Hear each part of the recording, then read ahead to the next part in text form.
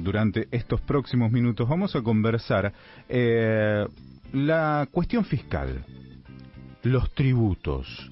El gobierno podría bajar ciertos impuestos, pero por decreto.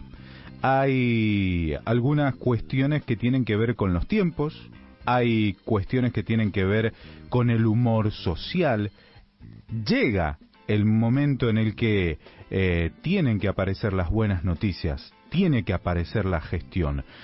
Y esto es lo que está esperando mucha clase media. Y que no solo clase media, la clase productiva. Hay una avidez de buenas noticias. Estamos en comunicación telefónica con un contador público tributarista, él es Guillermo Poch, y vamos a hablar sobre esta cuestión fiscal, cómo, qué malabares hará el gobierno para encontrar este equilibrio. ¿Qué tal, Guillermo? ¿Cómo estás? Fabián López te saluda, buenos días. ¿Cómo andás, Fabián? ¿Todo bien? Muy bien, muchísimas gracias por tu tiempo, gracias por atendernos. Vayamos por parte. Aunque parezca básico e innecesario, puede ser necesario. ¿Qué es el equilibrio fiscal, el déficit fiscal primario? Los conceptos básicos para entender el tema en el que vamos a meternos. Bueno, Fabián, muy buena tu pregunta para que a veces la gente, la audiencia, pueda entender más fácil. ¿Qué es déficit fiscal? ¿Qué es superávit fiscal? Y que es tener las cuentas en cero. Circunscribámoslo al concepto familia. En una familia, padres traen plata, familia gasta plata. ¿Sí? De alguna manera, si vos la cantidad de plata que ingresa es la misma que la que estás gastando, estás equilibrado tus ingresos y tus gastos. No vas a necesitar de nada de financiamiento, como pudiese ser una tarjeta de crédito que te permite diferir los pagos o pagar en cuota, y por otro lado tampoco vas a poder estar ahorrando.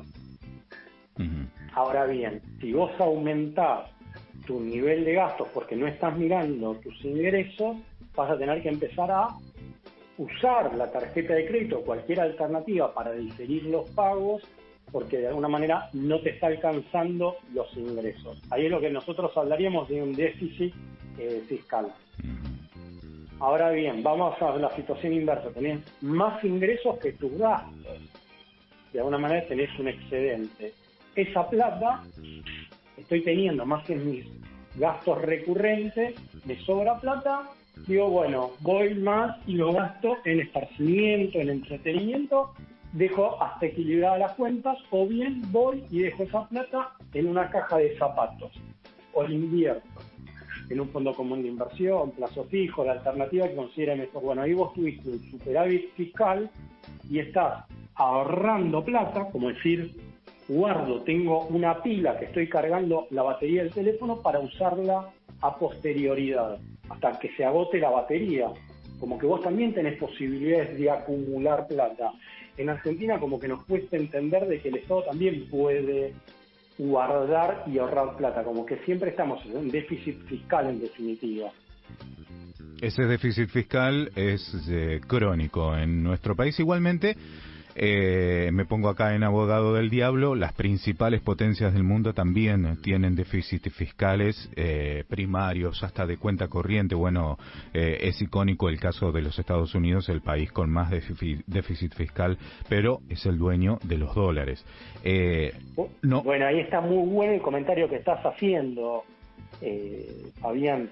De alguna manera son pocos los que pueden darse ese gusto, pero hay que ver qué hicieron ellos para poder tomarse ese atrevimiento de gastar más plata de los ingresos que tienen. Tal vez están haciendo todo un planteo, una estrategia mucho más sofisticada, porque si no la gente compra el primer mensaje que dice, mirá cómo gasta plata Estados Unidos. Sí, pero atrás de eso tenés una dirigencia política que trabaja, tenés todo un establishment que trabaja tendiente a eso. Entonces nunca hay que perder ese foco, decir qué es lo que el otro está haciendo pendiente a poderse dar ese gusto. Ahora, muy pocos se pueden dar ese gusto. Claramente. Ahora, el objetivo del gobierno es el equilibrio fiscal. La ley ómnibus se cayó, que era supuestamente la gran herramienta que le iba a permitir o garantizar, si se quiere, a este gobierno llegar a ese equilibrio fiscal. ¿Qué herramientas tiene entonces ahora el presidente de la Nación para poder alcanzar ese equilibrio fiscal? Bueno, ahí, Fabián, para transmitirle a la audiencia, y acá es algo donde nosotros como argentinos nos debemos un par de materias, y es, en definitiva, hay una ciudadanía que optó por algo. En algunos momentos la ciudadanía puede querer un Estado más grande, en otro momento un Estado más chico, en algún momento la gente quiere que la mano del Estado sea más grande, en otro momento el Estado más chico. Entonces es la ciudadanía quien termina eligiendo, toma determinadas decisiones. Entonces ahí hay que entender de que cuando la ciudadanía quiere un Estado más grande, está bien, hay que aceptar de que la mayoría, y eso es vivir en democracia, quiere un Estado más grande, y cuando es más chico, también más chico. Y en línea con eso, también hay que entender de que en la Argentina a veces nos cuesta entender de que uno puede aumentar la base de recaudación generando mayor riqueza en el país. Y esa mayor riqueza en el país se traduce generando mayores inversiones. Entonces, no necesariamente a veces hay que ir a un esquema de recorte de gasto para llegar al superávit, ni de aumento de la presión tributaria para llegar al superávit, sino a veces es una materia un poco más compleja, que decir, bueno, ¿cómo hago para que se genere mayor riqueza? Y eso en Argentina a veces nos cuesta comprender esta situación que te digo, Fabián. ¿Cómo le va, Guillermo? Ricardo lo está saludando. Buenos días. ¿Cómo andás, Ricardo? Bien, gracias por charlar con nosotros y analizar este tema que no es menor. Seguramente a muchos también le están poniendo la escucha activa. ¿Por qué el modelo económico argentino se esconde siempre detrás de la baja de impuestos?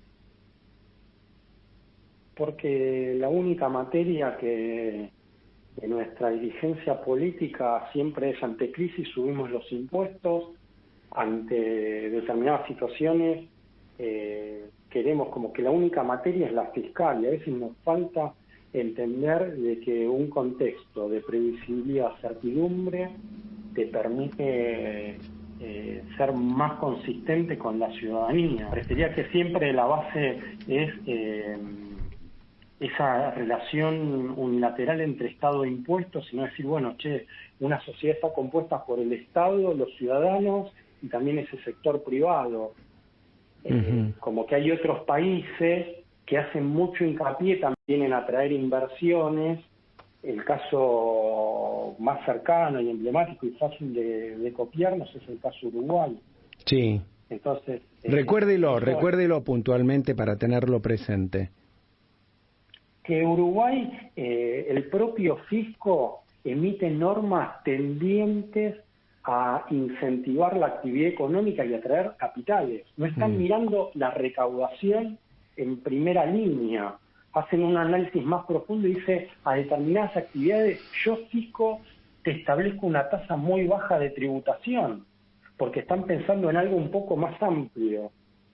Entonces eso es lo que a veces nos falta todavía en Argentina, te lo digo desde el punto de vista del derecho tributario. Sí. Es cuán importante se convierten los impuestos en una sociedad que pueden hacer que las inversiones salgan a las corridas o vengan.